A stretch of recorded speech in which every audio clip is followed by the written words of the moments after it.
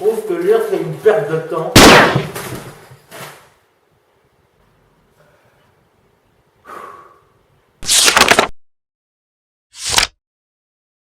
La lecture stimule le cerveau. La stimulation mentale peut ralentir, voire arrêter l'évolution de la maladie d'Alzheimer. Garder son cerveau actif l'empêche de perdre ses capacités. La lecture, au même titre que les jeux vidéo ou les échecs, aide le cerveau à rester vigoureux et en bonne santé.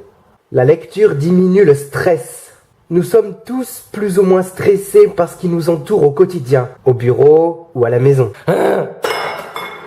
Mettre le nez dans un bouquin augmente les chances d'alléger notre anxiété et de nous détendre complètement.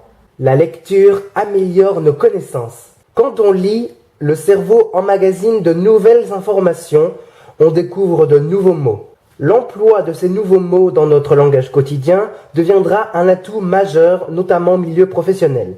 Communiquer avec ses supérieurs est un bon moyen pour augmenter l'estime de soi. La lecture améliore l'attention et la concentration.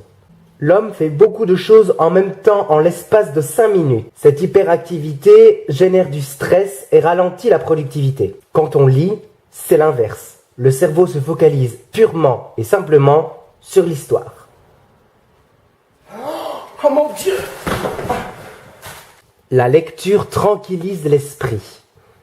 Lire est synonyme de relaxation et de détente. Au-delà de ce point positif reconnu, ouvrir un livre apporte la tranquillité et une paix intérieure considérable. Encore mieux qu'une séance de yoga.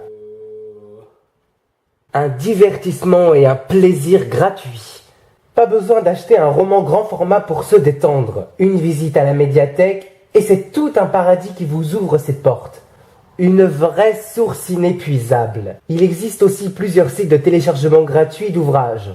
Pourquoi se priver ? La lecture permet de mieux s'endormir. Rien de tel que de lire après une grosse journée. La lecture permet de nous évader, de voyager dans un autre monde, d'oublier tous ses soucis. L'esprit et le corps se détendent, le cœur ralentit paisiblement.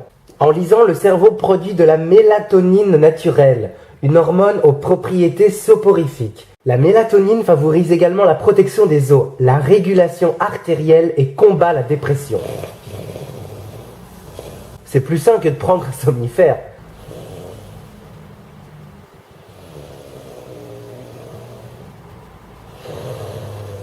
Alors, es-tu toujours convaincu de ne pas aimer lire ?